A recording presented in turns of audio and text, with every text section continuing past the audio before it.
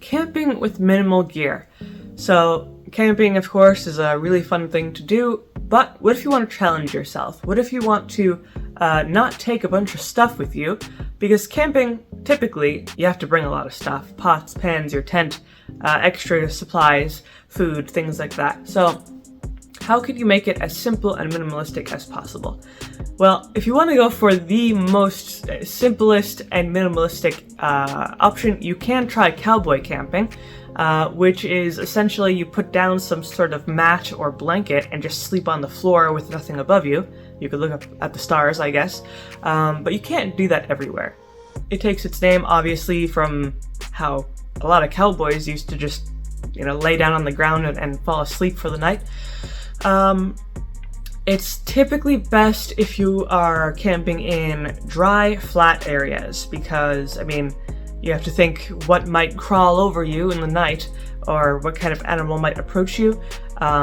If you're in a dry, flat area, there's not much around. There might be some insects that you have to watch out for, but other than that, you'll pretty much be left alone. It's, low chance of rain.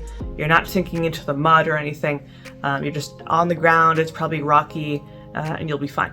I would not recommend cowboy camping if you're in a lush forest because then there's a lot more problems you could run into, and you could get soaked more easily. But if cowboy camping is a little too minimalistic for you, then there are a few other options. For example, a lot of people, especially like bushcraft people, do not even use tents. They usually find or create their own shelter out in the wild. For example, you can create a lean-to, which is basically you just stack some branches on top of some other branches and you have this nice little kind of leaning branch structure that you can hide under for the night. There are also a couple more types of shelters like that you could make. Of course, you don't have to go for a full log cabin or anything, just some simple structures to keep the wind off you, to keep the rain off of you, and to create some insulation. You could also carry a tarp with you if you can't make a lean-to or things like that. So basically you would just put down a mat on the ground, lay on top of that, and then have a tarp set up over you to, block the sun or block the rain or whatever might be bombarding you from above. But that method is kind of just cowboy camping with a little extra bonus for that tarp above you. Now, if you're also going, you're really intent on being minimalistic, you could also think about what food to bring or not bring with you. A lot of people may, instead of bringing food with them, they'll just take a fishing rod with them and they'll go fishing for their food, or, go hunting for their food, or foraging, if you're experienced in foraging, so you'd have to keep that in mind.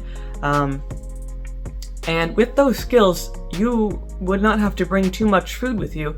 It's always a good idea to bring a little bit, like jerky or something, or some granola. But you could definitely get your own food in the wild as long as you know how to do it properly. You don't accidentally poison yourself or anything. And then, of course, it's important to have some fresh water. Now, if you're near a river or any, body of fresh water, you can always boil that. Bring a little kettle with you. Boil that, and you pretty much have an infinite supply of fresh water. Freshwater purification tablets are also good to have with you. So, that'll help you from dehydrating when you're out in the wild. You also want to be pretty well set up with your what you're wearing when you go out. You want to dress in layers, so you can remove or add layers as you need to. You never want to be without enough layers because especially during the night, it can often get pretty cold. Now, the tools that you bring with you in your kind of minimalistic camping trips will depend. I always recommend bringing some sort of axe or hatchet with you because obviously you're going to need to chop firewood, you might need to build a lean-to. Axes are good for just about anything you could imagine. You could fight off a bear if you had to, possibly. But you don't have to bring a very large axe, just something small. There's even foldable hatchets. So there are quite a lot of options to choose from. It's also a good idea to bring some sort of knife or multi-tool with you. Knives can often be used to create you know, some starter material for your fire. You can cut through ropes. Sometimes you can cut down thin trees with certain knives. So they're very, very useful, along with multi-tools.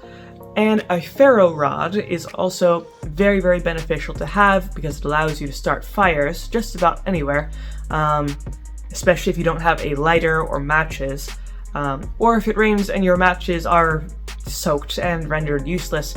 Your ferro rod will pretty much always work, so it's a very reliable option to bring with you to start fires. You know, this whole list here is just kind of some recommendations that you could kind of pick apart and see which ones are the most essential. But, you know, just these, you could go out camping quite easily with, you know, these options, or even less than these options, if you're experienced. You know, I would not recommend hiking with minimal gear if you're a beginner, but if you're more experienced, or if you do kind of more bushcraft things, then this would be fine. But that is pretty much what I have to say for this video. Hopefully you enjoyed it, and if you found it helpful, of course you can leave a comment, a like, and maybe subscribe. And I make a few videos throughout the week, so don't forget about those.